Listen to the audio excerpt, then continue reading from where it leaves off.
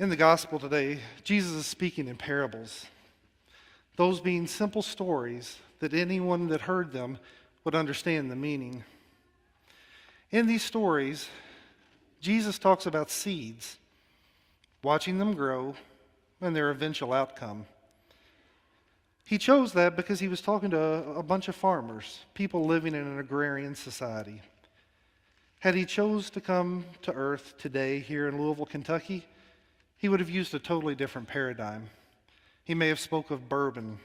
He may have spoke of horses. He may have spoke of commercialism. Or he may even continue to speak on agriculture. So that I don't have to rewrite the entire gospel story for you, let's stick with agriculture as our frame of reference. We just sang the responsorial psalm, "The seed that falls on good ground will yield a fruitful harvest." Let's take a few minutes and look at what good soil is, but more importantly, what it looks like in our lives today. The parable starts with the sower going out, casting seeds over all of the ground, the good and the bad alike. Now, this would have grabbed the farmer's attention. Seed was very, very expensive. And they would wonder, why in the world would you be spreading seed on ground that isn't going to bear any fruit? A modern day equivalent of this extravagant statement would be if I told you that the St. Margaret Mary Mustangs went to Rupp Arena and played the Kentucky Wildcats and won. Now that I have your attention, just like Jesus had the attention of the farmers, he was trying to explain what it was that he was doing there and what his ministry was all about. In our parable, Jesus is the sower. His teachings, the seeds. He did not just choose to give the teachings to the Jews in the synagogue and to refuse the Gentiles. He cast his seeds everywhere. In the 5th chapter of St. Matthew's Gospel, we hear a very similar analogy. And that being that God makes the sun to shine on the good and the bad alike. That meaning that it is up to those who receive the teachings to employ them in their lives. So in our parable, Jesus is the sower, his teachings are the seed, we are the soil. We've been called to be fertile and to produce much good fruit. In order to do that, we have a lot of work to do. Jesus, again, was speaking to a bunch of farmers, so a lot of what I'm about to tell you would have been foregone knowledge for them. However, today, a lot of us have fallen away from agriculture. If you don't believe me, just ask Cindy Sullivan. She makes a wonderful living teaching you how to grow things. In order to be fertile and to receive the seeds that Christ is sowing, we have 5 steps to take. We have to first loosen our hard, compacted soil.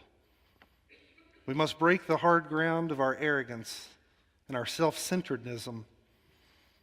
Open up ourselves to a new idea that despite what society tells us, it's not all about me. You see, a farmer starts his planting process not with a bag of seed in his hand, but with his hoe. He breaks up the ground. Because if we're hard and shallow, the teachings we will receive will not change our lives. They'll soon wither and be forgotten. Like turning the ground in preparation for planting the seeds, we need to change the way that we live our lives. Second thing we need to do to be fertile and to produce much good fruit, we have to remove objects from our soil that prevent the growth of our seeds. In the reading today, we hear them described as rocks and thorns. They compete with the roots and the plants for spaces to grow. In our lives today, that might be labeled as jealousy, pride, lust. We must remove these rocks from our soil, or the teachings will be strangled out and die as they compete for space with the rocks in our lives.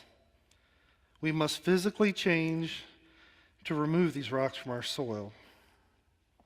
The third thing that we have to do We have to water our seeds. A plant with no water is going to wither and die. If we don't receive living water, all of our work will be for naught. The only thing that we will grow is a dead faith. We can receive that water by coming here regularly to the Eucharist. It is here that our thirst can be quenched.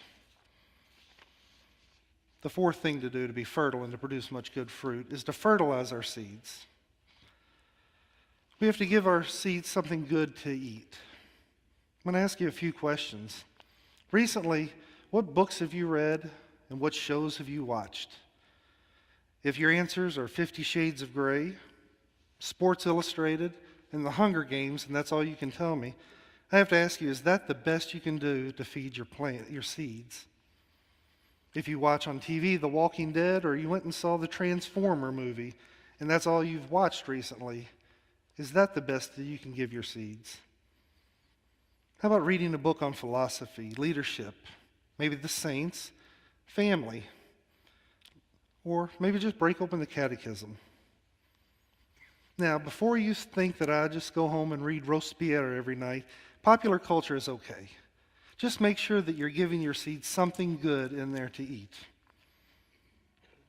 The last thing we have to do to produce good fruit is we have to get rid of the toxic things. In a garden, a diseased leaf that is left to lie on the ground will spread throughout the entire garden. We have to physically pick it up and throw it out. All those toxic things that are poisoning our soil.